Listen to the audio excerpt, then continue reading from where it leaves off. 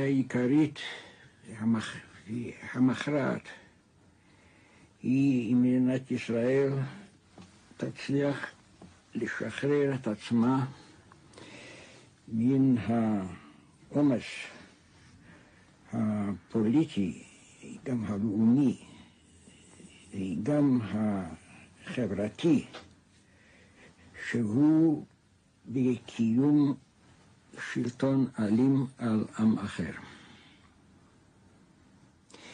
אם היא לא תצליח להשתחרר מן הדבר הזה, אין לה עתיד.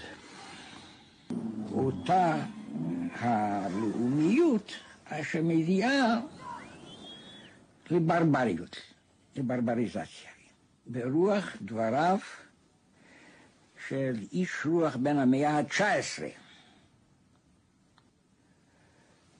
פרנץ גרילפרצר.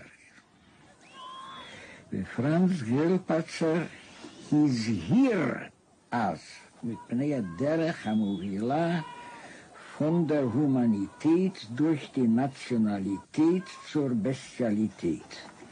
מן האנושיות דרך הלאומיות אל החייתיות.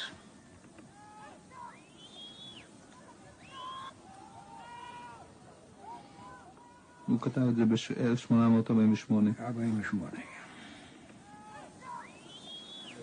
וזאת היא הדרך אשר באמת העם הגרמני הלך עד הסוף.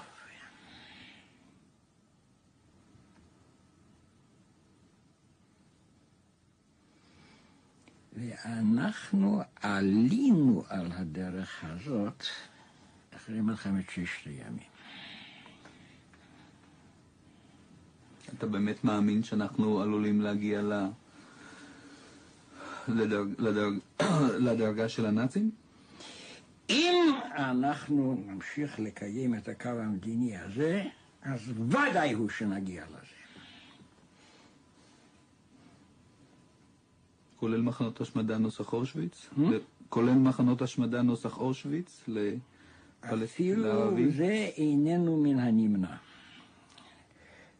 על כל פנים, אני יודע באיזה צורה, טבח המוני הוא אפשרי. אם נמשיך בקו הזה. יש עובדות, כן. שצבא ההגנה לישראל המצויד במיטב הנשק האמריקני לוחם בגבורה ילאית נגד אוכלוסייה שאיננה מחזיקה נשק ביד.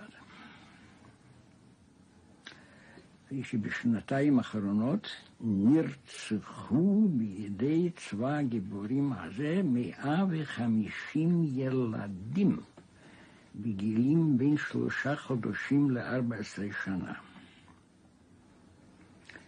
זה כתם אשר לא יימחה מן ההיסטוריה של העם היהודי.